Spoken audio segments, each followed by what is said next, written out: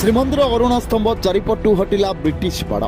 ସିଂହ ଦ୍ୱାର ଅରୁଣ ସ୍ତମ୍ଭକୁ ଆଉ ଛୁଇଁ ପାରିବେନି ଭକ୍ତ। ଭକ୍ତ ଭାବନା ଓ ଭକ୍ତି ସହିତ ଖେଳୁଛି ବିଜେପି ସରକାର।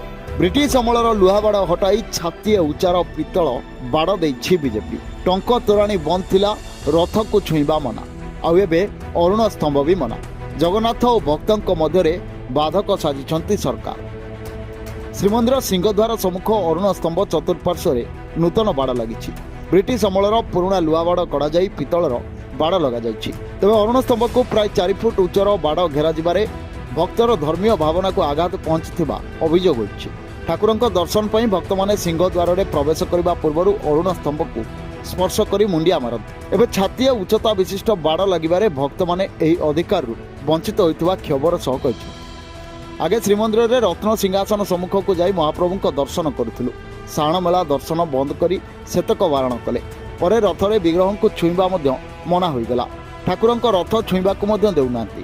ବର୍ତ୍ତମାନ ସିଂହଦ୍ୱାରର ସମ୍ମୁଖ ଅରୁଣ ସ୍ତମ୍ଭକୁ ସ୍ପର୍ଶ କରିବାର ଅଧିକାର ମଧ୍ୟ ଛଡ଼ାଇ ନିଆଗଲା କହିଛନ୍ତି ବ୍ରହ୍ମପୁରରୁ ଆସିଥିବା ସୂର୍ଯ୍ୟନାରାୟଣ ପାଣିଗ୍ରାହୀ।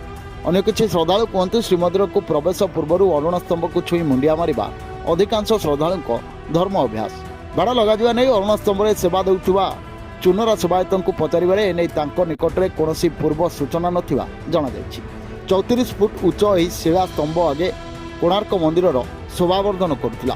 16 କୋଣି ଏହି ଶିଳାସ୍ତମ୍ଭର ଉପରି ଭାଗରେ ସୂର୍ଯ୍ୟଙ୍କ ସାରଥୀ ଅରୁଣ ଅଧିଷ୍ଠିତ ହୋଇଛନ୍ତି।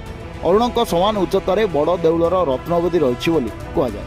ଅଷ୍ଟାଦଶ ଶତାବ୍ଦୀରେ ତତ୍କାଳୀନ ମହାରାଜା ଦିବ୍ୟସିଂହ ଦେବଙ୍କ ଶାସନ କାଳରେ କୋଣାର୍କରୁ ସ୍ଥାନାନ୍ତର ହୋଇ ଶ୍ରୀମନ୍ଦିର ସିଂହଦ୍ୱାର ସମ୍ମୁଖରେ ଶୋଭା ପାଉଛି ଅରୁଣ ସ୍ତମ୍ଭ। ଶ୍ରୀମନ୍ଦିର ଉନ୍ନୟନ ପ୍ରଶାସକ ଦେବବ୍ରତ ସାହୁ କୁହନ୍ତି, ପୂର୍ବ ଲୁହାର ବାଡ଼ ମୁନିଆ ଥିଲା। ପ୍ରବଳ ଭିଡ଼ରେ ଭକ୍ତ ଆହତ ହେବାର ଆଶଙ୍କା ରହିଥିଲା। ବର୍ତ୍ତମାନ ପିତ୍ତଳ ବାଡ଼ ସୁନ୍ଦର ଦେଖାଯିବା ସହ ବିପଦର ମଧ୍ୟ ସମ୍ଭାବନା ନାହିଁ। Report Sudarshan news.